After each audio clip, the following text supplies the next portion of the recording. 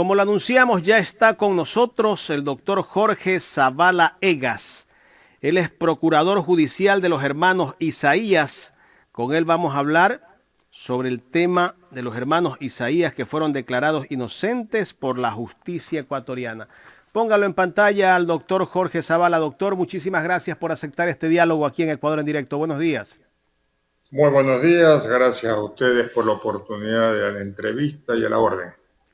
Doctor Zavala, ¿por qué los hermanos Isaías son inocentes cuando en el 2012 fueron sentenciados a 8 años de prisión y en el 2014 en casación se ratificó esa sentencia?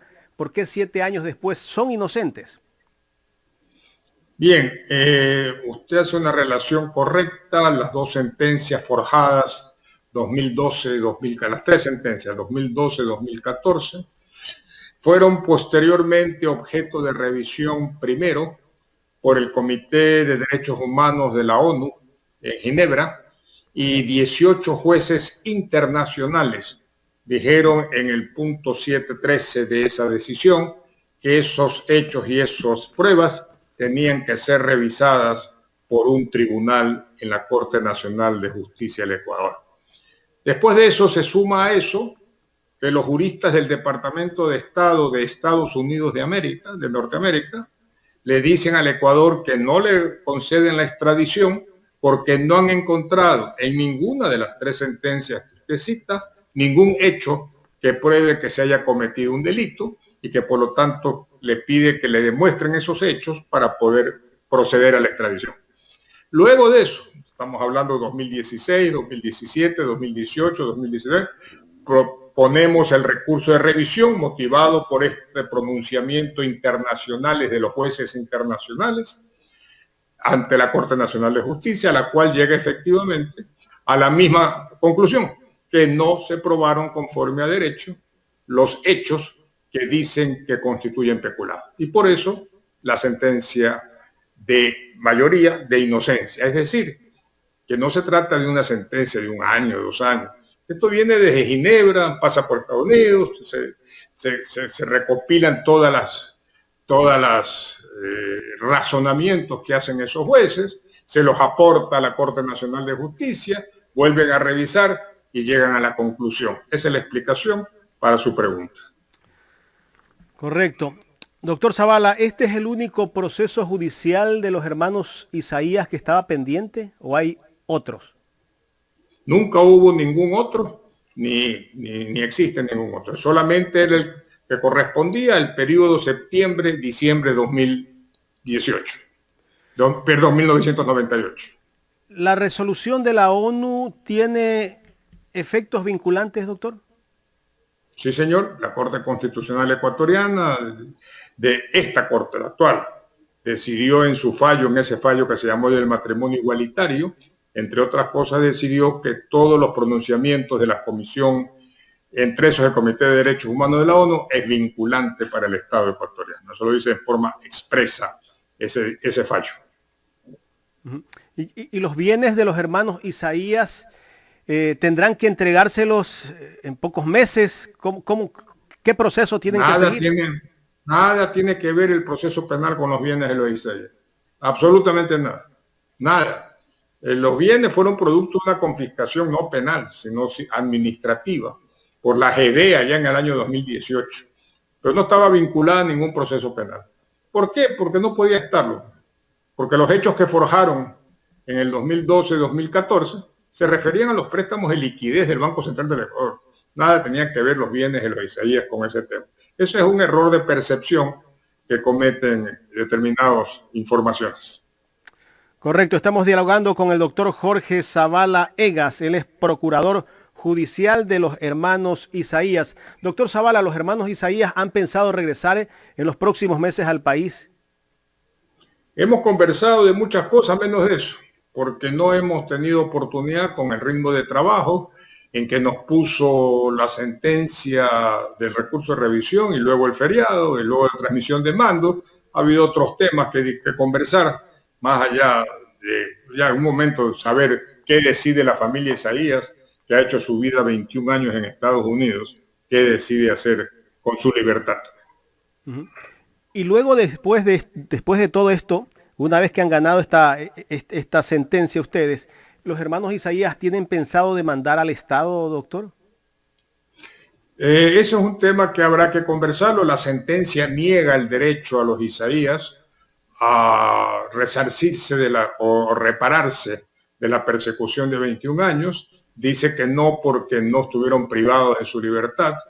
Nosotros discrepamos con ese criterio, pero lo respetamos porque no podemos impugnar ese fallo. Ese fallo es inimpugnable para cualquiera. Por lo tanto, no podemos hacer nada más que acatarlo, pero se puede estudiar un análisis, hacer un análisis constitucional y la cosa cambiar, porque no compartimos el criterio. Sin embargo, respetamos la decisión de mayoría, por lo pronto. Vámonos un poco al año 98, doctor Zavala. ¿Por qué en diciembre del 98 el Filambanco pasó a manos del Estado? Porque lo obligaba la ley de ese momento en la reestructuración, en el programa de reestructuración. Los Isaías decidieron pasar un banco ya pagada la deuda que tenían con el Banco Central del Ecuador, reconocida por el Banco Central del Ecuador el pago de esa deuda. Entregaron el banco y ese banco arrojó en el año 98, cuando lo entregan, un superávit de utilidad de 10 millones de dólares y pasó a ser propiedad del Estado. O sea, ellos entregan el banco cuando ya habían saneado todas las deudas. ¿Y cómo es que después aparece deuda de Filambanco, de los hermanos Isaías con el Estado, y de esa manera nos han tenido... No es verdad. No es verdad, porque se está saltando un hecho importantísimo, histórico, que usted lo puede verificar.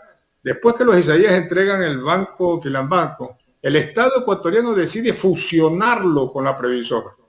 Y al banco Filambanco, que era solvente y arrojaba utilidades, le unen el banco quebrado previsora y le hacen pagar las deudas de la previsora. Ahí viene la quiebra del banco Filambanco previsor. Y esa quiebra es la que produce la pérdida. Pero no fueron los Isaías, fue el Estado ecuatoriano. Correcto. Para tapar eso es que el gobierno de Correa hizo todo lo que hizo. ¿Y quiénes administraban en ese tiempo? Que fíjese que usted todavía omite ese hecho de la fusión Filambanco previsor. ¿Y quiénes administraban en ese tiempo el banco, el Filambanco y Banco La Previsora? No me acuerdo, sinceramente, no sé. Yo me dedicaba al proceso penal, que es una etapa septiembre-diciembre del 2018. Lo demás no es parte del proceso penal. Correcto. A ver, doctor, voy a darle paso a mi compañera Yadira Escobar, que tiene más inquietudes sobre este tema. Yadira. ¿Cómo no? Gracias, Jaime. Doctor Zavala, es un gusto poder conversar con usted. Dentro de este proceso penal, también se hicieron 4 pedidos de extradición desde Estados Unidos, pero nunca se lograron llevar a cabo. Explíquenos por qué, doctor. Está en el proceso y está la respuesta del Departamento de Estado, que le dicen al Ecuador que no cumplen con lo que expresa el convenio, que a pesar de las sentencias no se han aportado los hechos que sustenten lo que afirman las sentencias. Esto es lo que en Estados Unidos se llama causa probada, y que por lo tanto, mientras no cumplan con la demostración de hechos que demuestran la culpabilidad de los Isaías, no pueden extraditar. Y eso está en el proceso y consta como uno de los elementos que les dije, que nos condujo a pedirle a la Corte Nacional de Justicia la revisión que ahora se ha dictado. Bien, el caso tiene 21 años, doctor, sentencias equivocadas, que se hizo pensar ahora a los jueces en un cambio que la verdad es que sí sorprendió hace unos días con esta noticia de que los hermanos Isaías habían sido declarados inocentes. Bueno, lo único que había que leer el proceso, que ya lo habían leído 18 juristas internacionales en Ginebra, en el Comité de Derechos Humanos, y habían llegado a la conclusión de que tenían que revisarse en Corte del Ecuador esos hechos. Habían llegado a la misma conclusión, como acabamos de decir, los juristas del Departamento de Estado de Estados Unidos. Habían llegado a la conclusión, todos habíamos llegado a la misma conclusión. Faltaba que llegue a la conclusión la Corte Nacional en el recurso que para eso se crea, que es el recurso de revisión. Ese recurso causa sorpresa. ¿Por qué? Porque no tiene tiempo de expiración. Cualquier inocente que se crea inocente puede interponerlo para revisar una sentencia errónea. Eso lo inventaron los alemanes en el siglo XIX. Y lo aplican todos los países del mundo. Todos, cuando digo todos, todos. Y no causa sorpresa cuando sale un preso después de 20 años, declarado inocente. Ni causa sorpresa que después de 30 años salga un inocente que fue declarado culpable. Eso sucede en Estados Unidos, me imagino que lo han visto en series de televisión, y en documentales. Todos los abogados estudiamos esos casos y este es uno de los casos precisamente en que ocurre eso. No causa sorpresa para el que sigue el caso. Claro, para el que no siguió el caso a 20 años, causa sorpresa. Pues, ¿no? ¿Cómo es que después de 20 años sale inocente? Bueno, vayan a ver ustedes los cientos, miles de casos que ocurren en el mundo igualitos. Hay juristas, como por ejemplo el doctor Juan Falconi, que tiene opiniones contrarias, y sí me gustaría que, si bien él es dueño de sus palabras, que tal vez usted pueda aclararnos un poquito por qué lo dice.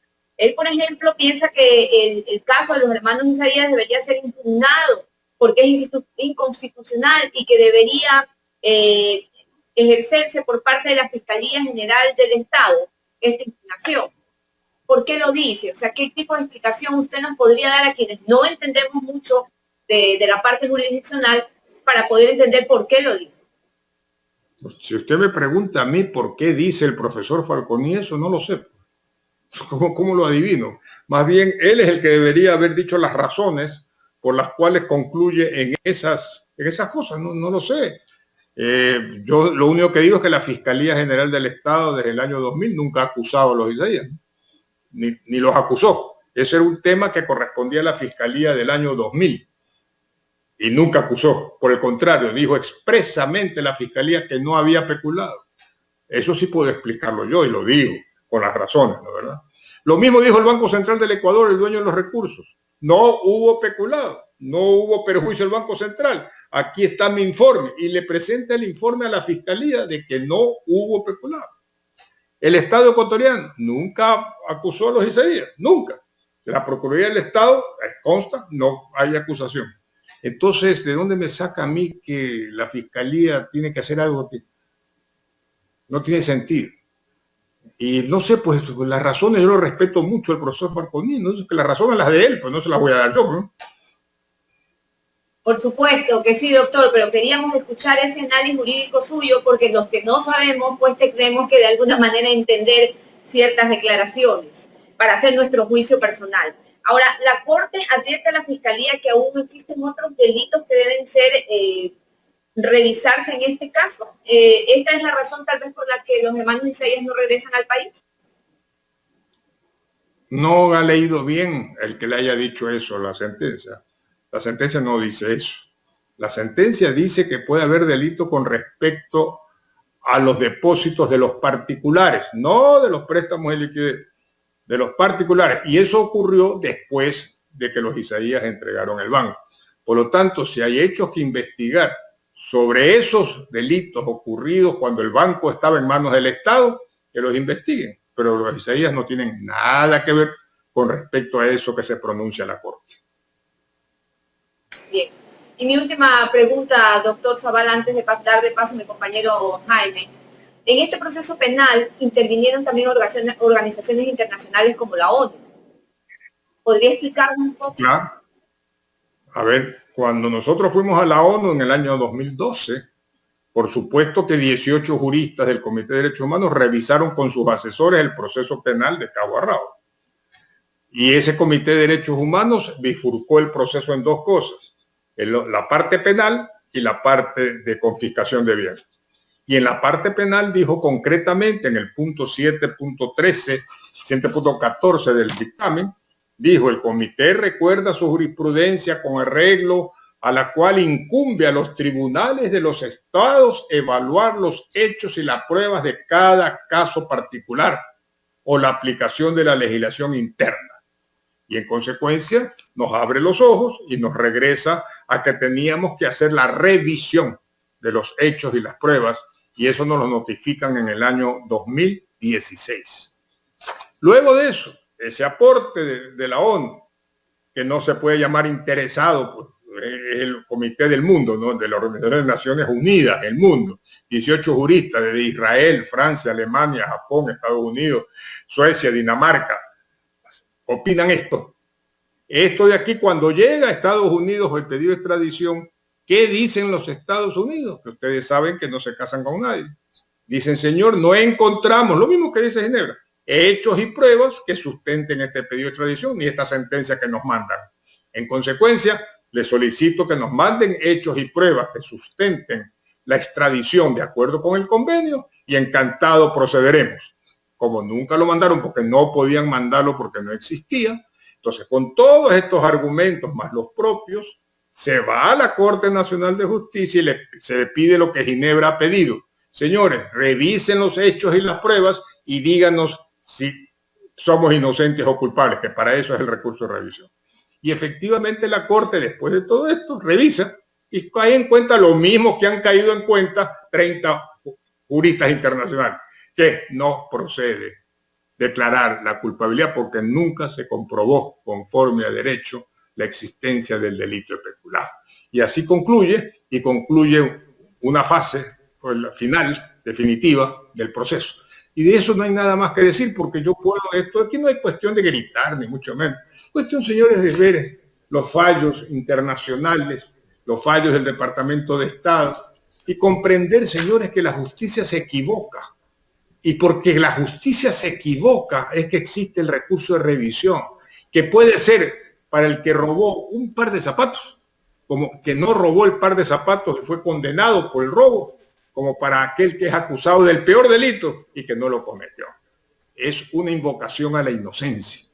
Y eso es lo que tenemos que aprender en este país, a respetar la inocencia de las personas. Aquí no se respeta la presunción de inocencia. Se inicia la investigación y ya para todo el mundo es culpable. Vengan las depresiones que vienen, muertes, suicidios, para la persecución, la mediatización, el culpable, el perverso. ¿Cuándo se puede defender su inocencia? Solo caso de Isaías, que después de 21 años le dicen, no señor, la justicia se equivocó.